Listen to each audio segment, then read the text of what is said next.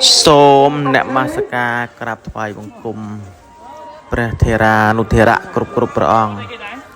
សូមចម្រើនពរញាតិញោមពុទ្ធបរិស័ទទាំងនៅទីជិតទីឆ្ងាយទាំងអស់ណាអញ្ចឹងក៏ខ្ញុំប្រកាសអាត្មាភាពជាព្រះចៅអធិការវត្តរតនមនីសាគរបាននិមន្តមកពីខេត្តកំពង់ឆ្នាំងរួមជាមួយពុទ្ធបរិស័ទណានិងលោកប្រធានគណៈកម្មការហើយនិងគណៈកម្មការព្រមទាំងព្រះសង្ឃបានយកអង្គមកចែកដល់ជនភេសកនៅឯទឹកដីក្នុងខេត្តបាត់ដំបងគឺនៅក្នុងវត្តអន្លង់រាំងឃុំឃ្លៀងមាសស្រុកបវលខេត្តបាត់ដំបងបានអង្គហ្នឹងចំនួន30បេណាក្នុងមួយបេហ្នឹងគឺមាន20គីឡូណាចែកដល់ជនភេសក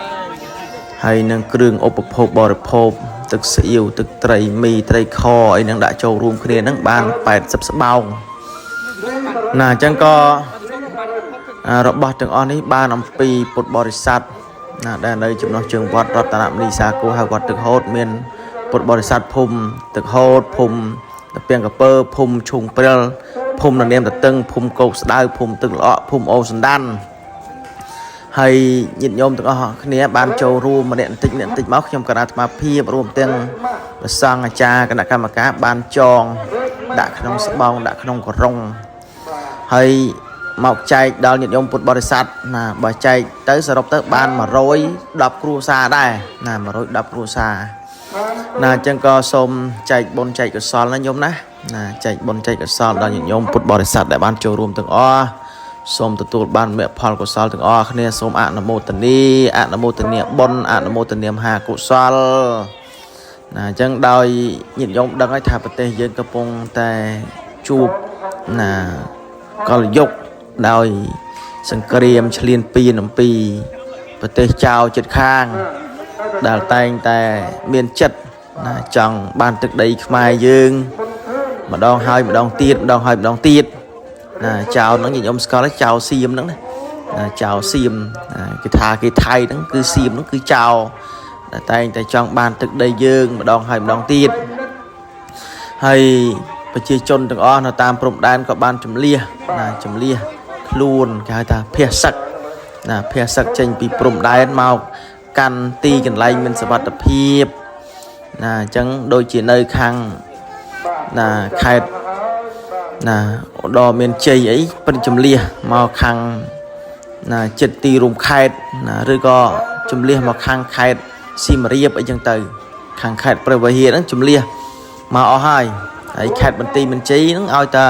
បងប្អូននៅខាងព្រំដែនចម្លៀសមកអស់ហើយខេត្តបាត់ដំបងក៏ចម្លៀសមកខាងស្រុកបវលមកស្រុកថ្មគោលអីចឹងទៅហើយមិនតិចគ្រួសារទេណាញោមណាឡើងចូល400គ្រួសារនៅក្នុងវត្តលងរៀងហ្នឹងហើយគ្រឿងឧបភោគបរិភោគនេះចែកមិនគ្រប់គ្នាទេញាតិញោមអើយបានណាញាតិញោមណាដែលកំសត់ខ្លាំងទៅក៏មានឈ្មោះគឺលោកមេភូមិគាត់អានសម្រាប់ទទួលយកគ្រឿងឧបភោគបរិភោគសម្រាប់ណាគាត់ដោះតល់ត្រឹម1ថ្ងៃ2ថ្ងៃអីហ្នឹងឯងណាអញ្ចឹងក៏ខ្ញុំកណាត់អាភាពរួមទាំងព្រះសង្ឃរួមទាំងលោកអាចារ្យគណៈកម្មការទាំងអស់សូមចែកបុណ្យចែកកុសលដល់ញាតិញោមពុទ្ធបរិស័ទហើយសង្ឃឹមថាសង្គ្រាមមួយនេះនឹងឆាប់បានបញ្ចប់ណាកុំឲ្យវារ៉ាំរ៉ៃព្រោះតាមស្ដាប់ណាពុទ្ធបរិស័ទណាអ្នកភេសកទាំងអស់ដែលមកសម្រាប់នៅក្នុងវត្តនេះក៏ថាចោលស្រែចោលចំការចោលគោចោលក្របីចោលសត្វពាហនៈចិញ្ចឹមអស់ហើយរត់មកយករួចខ្លួនដើម្បី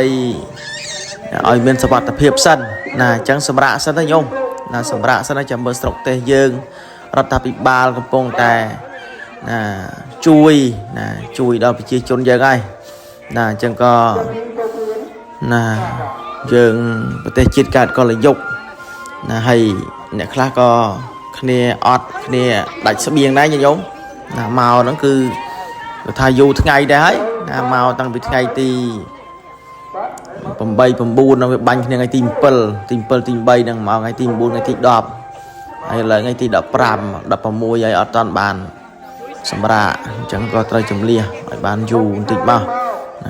chăm sọc tây dương sọc sự vật hiệp chăm dương tận lọp từ cây hạt than vinh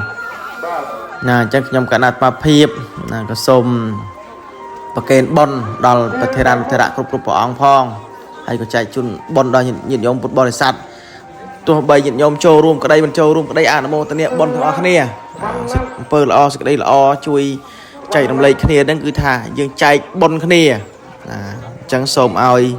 bong bóng từng o chụp tại bột tập po từng lai bùm bạc ca cười dụ và nạ sọc hạ bền lẹ và đẹp hiền nè còn bay clean clean lại trắng xôm Nam mô tần ni Nam mô tần ni bon Nam mô tần ni maha cộ sal trắng xôm o côn sọc cho bà